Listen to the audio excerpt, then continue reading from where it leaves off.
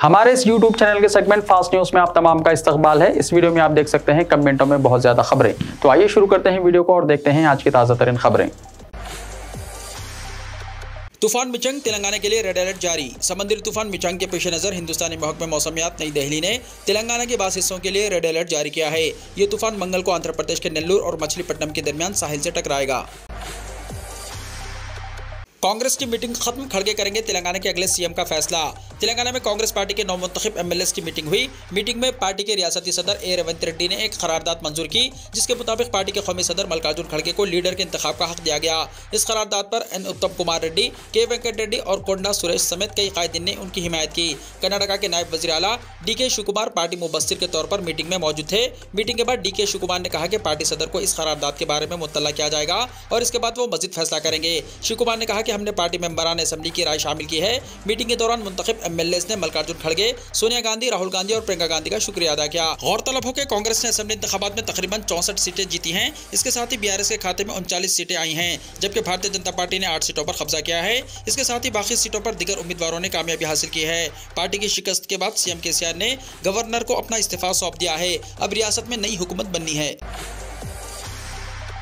कांग्रेस और बीआरएस के तमाम मुस्लिम उम्मीदवारों में से कामयाबी किसी का भी मुकद्दर नहीं बनी। तेलंगाना के असेंबली इंतखाबात में कांग्रेस और बीआरएस के तमाम मुस्लिम उम्मीदवारों में से कामयाबी किसी का भी मुकद्दर नहीं बनी। कांग्रेस पार्टी ने जहां कामयाबी हासिल की, वहीं तशवीश की बात यह है कि कांग्रेस पार्टी की जानिब से कोई एक भी मुस्लिम उम्मीदवार मुंतखब नहीं हो सका।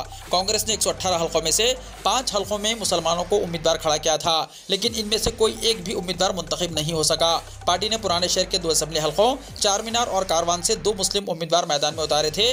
नामपल्ली और जुबली हिल्स के अलावा निजामाबाद अर्बन से भी मुस्लिम उम्मीदवार खड़ा किए थे, लेकिन इन 5 में से किसी को भी कामयाबी हासिल नहीं हुई। इसके उलट बीआरएस की जानिब से असेंबली इंतखाबात में 3 मुस्लिम उम्मीदवार खड़े किए गए थे। बोधन असेंबली हल्के से शकील आमिर, बहादुरपुरा से इनायत अली बाखरी और चार मीनार से सलाउद्दीन लोधी को टिकट दिया गया था, लेकिन बीआरएस के इन तीनों मुस्लिम उम्मीदवारों को भी शिकस्त हो गई। वहीं दूसरी जानिब तेलंगाना असेंबली इंतखाबात में कुल हिंद मजलिस इत्तेहादुल मुस्लिमीन के 7 अरकान असेंबली के अलावा एक भी मुसलमान किसी भी सियासी जमात से मुंतखब नहीं हो सका। कांग्रेस और बीआरएस के दरमियान 2% वोट का फर्क। तेलंगाना असेंबली इंतखाबात में कांग्रेस और बीआरएस के दरमियान वोटों का फर्क सिर्फ 2.04% रहा। वोटों के लिहाज से कांग्रेस को बीआरएस से 4,78,379 वोट ज्यादा मिले, जिसकी वजह से कांग्रेस पार्टी बीआरएस से 25 ज्यादा सीटें जीतने में कामयाब रही। कांग्रेस पार्टी को 39.40% वोट मिले, जबकि बीआरएस को 37.35% वोट मिले। सीटों के लिहाज से सीपीआई के साथ मुकाबला करने वाली कांग्रेस को दोनों पार्टियों के मिलकर 39.69% वोट मिले। बीजेपी को 13.89% वोट मिले। बीजेपी को पिछले इंतखाबात के मुकाबले 6.91% ज्यादा वोट मिले। कांग्रेस पार्टी ने भी इस बार अपने वोटों में खातिरख्वाह इजाफा किया। गैर मामूली तौर पर नोटा को 1,71,884 वोट मिले। टॉस में एडमिशन के लिए खुसूसी मुहिम, दरख्वास्त दाखिल करने की आखिरी तारीख बढ़ा दी गई।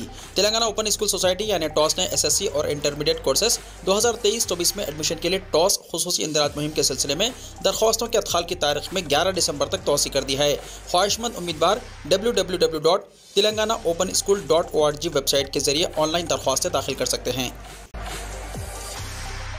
तेलंगाना इलेक्शन में बीजेपी के 4 सरकर्दा लीडरों को हैरानकुन शिकस्त। बीजेपी को तेलंगाना इंतखाबात 2023 में अहम धचका लगा, क्योंकि रियासत में इसके सबसे नुमाया कायदीन एटेला राजेंद्र, बंडी संजय, धर्मापुरी, अरविंद और रघुनंदन राव को हैरानकुन शिकस्त का सामना करना पड़ा। एटेला राजेंद्र एक तजर्बेकार सियासतदान हैं, जिन्होंने हुजूराबाद और गजवेल से इंतखाबात में मुकाबला किया। दोनों हल्कों में शिकस्त का सामना करना पड़ा। एटेला राजेंद्र, जो पहले भारत राष्ट्र समिति यानी बीआरएस से वाबस्ता थे, उन्होंने बीजेपी से वफादारी तब्दील कर ली थी। अगरचे उन्होंने हुजूराबाद के ज़िमनी इंतखाबात में कामयाबी हासिल की, लेकिन इस बार वो बीआरएस के पार्टी कौशिक रेड्डी से हार गए। गजवेल में साबिका बॉस और सबकदोश होने वाले सीएम के चंद्रशेखर राव को चैलेंज करने की उनकी कोशिश भी नाकाम रही। करीमनगर के एमपी और बीजेपी के कौमी जनरल सेक्रेटरी बंडी संजय ने करीमनगर से इलेक्शन लड़ा और बीआरएस लीडर गंगुला कमलाकर के हाथों शिकस्त का सामना करना पड़ा।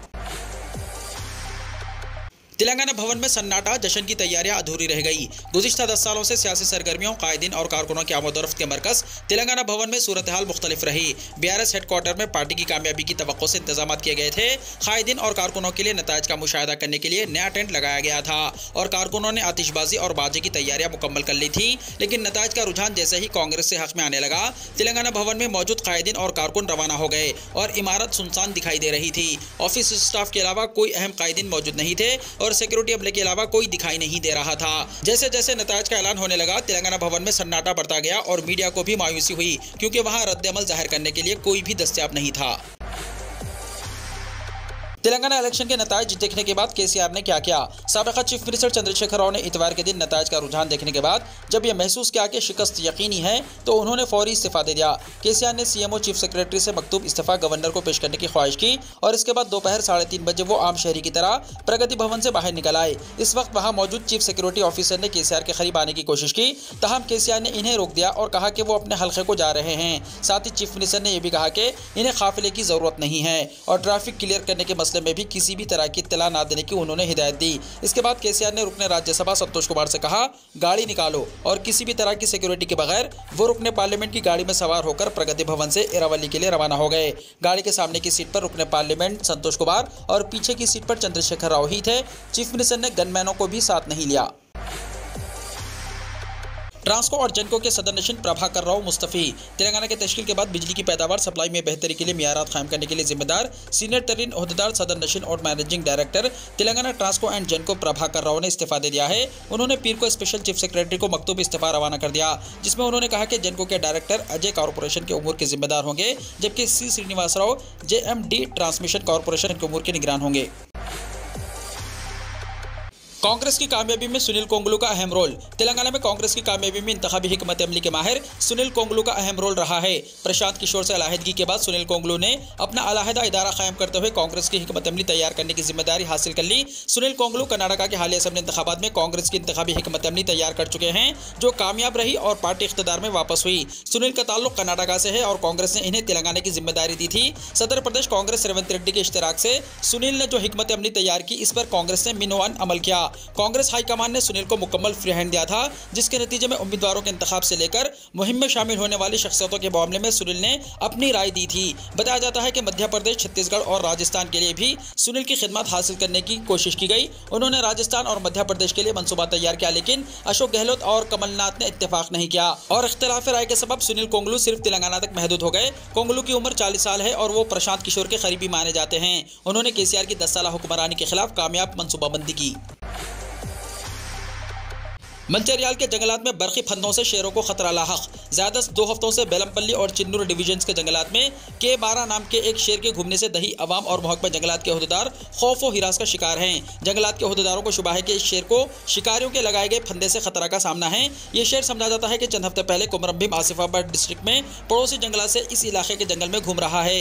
इसने हाल ही में कोशनेपल्ली में 2 बैलों पर हमला करने के बाद कोटापल्ली फॉरेस्ट रेंज में एक गाय को हलाक कर दिया। जंगलात में शेर के घूमने की वजह से रामपुर, खिरजी, भीमपुर, गेरोली और दीगर कई जंगल से मुत्तसिल देहातों में चरवाहों और देहातियों में खौफ पैदा हो गया है। ताहम माहौलियात के माहिरीन ने इन 2 डिवीजन्स में शेर की सेफ्टी पर तशवीश जाहिर की है। एक टाइगर कंजर्वेशन एक्टिविस्ट ने कहा कि मौसम सरमा के दौरान शिकारी जंगल के किनारे हरन, जंगली सूअर और बकरों को हलाक करने के लिए बरखी फंदे लगाते हैं। इस तरह के फंदों से इलाकाई जानवरों जैसे शेरों को खतरा लाहक रहता है। केसीआर की हिदायत पर 15 कॉर्पोरेशन के चेयरमैन मुस्तफ़ी, एक भी मुस्लिम चेयरमैन शामिल नहीं। तेलंगाना असेंबली इंतखाबात में BRS की शिकस्त के साथ ही सदर BRS और साबिका चीफ मिनिस्टर चंद्रशेखर राव ने मुख्तलिफ कॉर्पोरेशंस और बोर्ड्स के सदूर नशीन को इस्तीफा पेश कर देने की हिदायत दी, जिस पर आज 15 मुख्तलिफ कॉर्पोरेशन के सदूर नशीन ने अपने अपने इस्तीफे चीफ सेक्रेटरी शांति कुमारी को रवाना कर दिए हैं। इस सिलसिले में BRS पार्टी ने इस्तीफा पेश कर देने वाले मुख्तलिफ कॉर्पोरेशन और बोर्ड के चेयरमैन की तफसीलात मीडिया के लिए जारी की हैं। लेकिन ताज्जुब की बात है कि उन कॉर्पोरेशनों और बोर्ड में अखिलती उमूर से मुताल्लिक एक भी कॉर्पोरेशन और बोर्ड शामिल नहीं है। इस्तीफा पेश करने वालों में अहम कायदीन B विनोद कुमार, सरदार रविंदर सिंह, पल्ले रवि शामिल है। आमतौर पर रियासत में इख्तियार की तब्दीली के साथ ही बोर्ड्स और कॉर्पोरेशंस की सीटों पर साबिका हुकूमत के नामजद करदा चेयरमैन और अरकान अपना अखलाकी फरीजा समझकर अपने ओहदों से मुस्तफ़ी हो जाते हैं, ताकि नई हुकूमत अपनी पसंद के कायदीन को नामजद करते हुए इन बोर्ड्स और कॉर्पोरेशंस की तश्कीलें जदीद कर सके। जहाँ तक अखिलियतों से मुताल्लिक इदारों, वक्फ बोर्ड, अखिलती मालियती कॉर्पोरेशन, अखिलती कमीशन, उर्दू अकेडमी का ताल्लुक है, इन सब पर फिलवक्त BRS के नामजद करदा कायदीन और अरकान फाइज हैं। फिलवक्त मोहम्मद मसीउल्लाह वक्फ बोर्ड के चेयरमैन, मोहम्मद सलीम हज committee chairman, Khwaja Mujibuddin Urdu academy के सदर, इम्तियाजुल हक अखिलती मालियती कॉर्पोरेशन के चेयरमैन और तारिक अंसारी अखिलती कमीशन के चेयरमैन की हैसियत से फाइज हैं। कांग्रेस के बाज़ कायदीन ने सवाल किया कि साबिका चीफ मिनिस्टर केसीआर ने क्या अखिलियतों से मुताल्लिक कॉर्पोरेशनों और बोर्ड के चेयरमैन को इस्तीफा पेश करने की हिदायत नहीं दी है? अगर दी है तो उनके नाम क्यों शामिल नहीं हैं? सोने की कीमत में इजाफा जारी, चांदी में भी इजाफा। शादियों के सीजन की वजह से आज भी मुल्क की बिलियन मार्केटों में तेजी का माहौल है। आज मुल्क भर की कई सराफा मार्केटों में सोने की कीमत 64,000 रुपए फी 10 ग्राम की सतह के करीब रिकॉर्ड की गई। इसी तरह आज चांदी की कीमत में भी इजाफा रिकॉर्ड किया गया। दिल्ली के बिलियन मार्केट में आज चांदी 80,500 रुपए फी किलो पर ट्रेड कर रही है। ख्याल किया जा रहा है कि शादियों के सीजन की वजह से आने वाले दिनों में मुल्क की बिलियन मार्केटों में सोने और चांदी की कीमतों में मजीद इजाफा हो सकता है। मुल्क की राजधानी दिल्ली में आज 24 कैरेट सोना 63,910 रुपए फी 10 ग्राम पर ट्रेड कर रहा है, जबकि 22 कैरेट सोने की कीमत 58,500 रुपए फी 10 ग्राम रिकॉर्ड की गई। मुल्क की दीगर रियासतों की तरह कर्नाटक, तेलंगाना और ओडिशा के बिलियन बाजारों में भी आज सोने की कीमतों में इजाफे का रुझान है। इन तीनों रियासतों के दारुल हुकूमतों बेंगलुरु, हैदराबाद और भुवनेश्वर में आज 24 कैरेट सोना 63,760 रुपए फी 10 ग्राम की सतह पर फरोख्त हो रहा है और 22 कैरेट सोना 58,450 रुपए फी 10 ग्राम की सतह पर फरोख्त हो रहा है। चेन्नई में मौसलाधार बारिश की वजह से सैलाब जैसी सूरत हाल, रात 11 बजे तक एयरपोर्ट से परवाजों की आमदोरफ्त रोक दी गई। चेन्नई में साइक्लोन म्यूचिंग की वजह से शदीद बारिश हो रही है। मुख्तलिफ इलाकों में पानी जमा होने से निज़ामी ज़िंदगी दरहम बरहम हो गया। सैलाबज़दा इलाकों में तालीमी इदारे, बैंक और दीगर सरकारी दफातर बंद कर दिए गए। चेन्नई एयरपोर्ट के रनवे पर पानी भर जाने की वजह से इसे पीर की रात 11 बजे तक बंद कर दिया गया। इस दौरान कुछ परवाजों के रूट्स में भी तब्दीली की गई है। रियासत के चीफ सेक्रेटरी शिवदास मीना की तरफ से पीर को जारी करदा एक हुक्मनामे में कहा गया है कि तमाम स्कूल, कॉलेज, तालीमी इदारे, पब्लिक अंडरटेकिंग कॉर्पोरेशंस, बोर्ड बशमूल बैंकों और मालियाती इदारों के दफातर चेन्नई, तिरुवल्लुर, कांचीपुरम और चिंगुलपट्टू अजला में बंद रहेंगे। तमिलनाडु राजभवन ने कहा कि कुछ मशरकी साहली अजला साइक्लोन से बुरी तरह मुतासिर हुए हैं और जिंदगी दरहम बरहम हो गई है। लोगों की हिफाजत को यकीनी बनाने और जरूरी खिदमत को बरकरार रखने के लिए मरकजी और रियासती एजेंसियों को तैनात किया गया है। मरकजी और रियासती हुकूमतें आला सतह पर सूरत हाल पर नजर रखे हुए हैं। पोस्ट ग्रेजुएशन कोर्स 1 साल का हो जाएगा, यूजीसी ने कहा। मुल्क भर की सैकड़ों यूनिवर्सिटियों में पोस्ट ग्रेजुएशन कोर्स सिर्फ 1 साल में मुकम्मल किए जा सकते हैं। 1 साल पोस्ट ग्रेजुएशन प्रोग्राम अगले साल 2024 से लागू होने जा रहा है। इस नए प्रोग्राम का फायदा 4 साल अंडर ग्रेजुएट प्रोग्राम यानी FYUP को हासिल करने वाले तलबा को हासिल होगा। यूनिवर्सिटी ग्रांट कमीशन यानी यूजीसी ने पीजी कोर्स में यह अहम तब्दीली की है। यूजीसी के मुताबिक 1 साल पीजी प्रोग्राम अगले साल 2024 से लागू किया जा सकता है। यूजीसी का कहना है कि 1 साल की पोस्ट ग्रेजुएशन सिर्फ उस सूरत में मुमकिन है जब एक तालिब इल्म ने ग्रेजुएशन के 4 साल किए हों। ये ग्रेजुएशन एजाज में तहकीक के साथ होनी चाहिए, अगरचे ये कोई लाजमी उसूल नहीं है। तलबा पहले की तरह 2 साल पोस्ट ग्रेजुएट कोर्स में भी दाखिला ले सकते हैं। यूजीसी के मुताबिक अब तलबा के पास 1 या 2 साल की पोस्ट ग्रेजुएशन करने का इख्तियार होगा। ताहम ये इख्तियार सिर्फ FYUP करने वाले तलबा के लिए दस्तयाब होगा। वो तलबा जिन्होंने 3 साल आम यूजी डिग्री मुकम्मल कर ली है या इसका ताक़ुब कर रहे हैं, वो 1 साल पोस्ट ग्रेजुएशन के लिए दरख्वास्त नहीं दे सकेंगे। 3 साल की ग्रेजुएशन करने वाले तलबा को पहले की तरह 2 साल तक पीजी करना पड़ेगा। पार्लियामेंट का सरमाई इजलास आज से शुरू। पार्लियामेंट का सरमाई इजलास आज फिर से शुरू हो गया। ये इजलास 22 दिसंबर तक जारी रहेगा।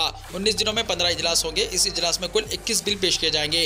हुकूमत ने इजलास की कार्रवाई को खुश असलूबी से चलाने में ताउन के लिए तमाम सियासी जमातों के साथ एक ऑल पार्टी मीटिंग मुनक्किद की। यह 17वीं लोकसभा का आखिरी मुकम्मल इजलास होगा। हज 2024 के लिए दरख्वास्त दाखिल करने का सिलसिला शुरू। हज कमेटी ऑफ इंडिया ने आज से आज़मीन हज के लिए दरख्वास्त दाखिल करने के आगाज़ का ऐलान किया है। तफसीलात के मुताबिक हज कमेटी ऑफ इंडिया के जरिए हज 2024 के लिए दरख्वास्त दाखिल करने का अमल ऑनलाइन 4 दिसंबर 2023 से शुरू होगा और 20 दिसंबर 2023 को बंद हो जाएगा। दरख्वास्त के फॉर्म हज कमेटी ऑफ इंडिया की वेबसाइट hajcommittee.gov.in पर या एंड्रॉइड मोबाइल ऐप हज सहूलत के जरिए ऑनलाइन जमा कराए जा सकते हैं।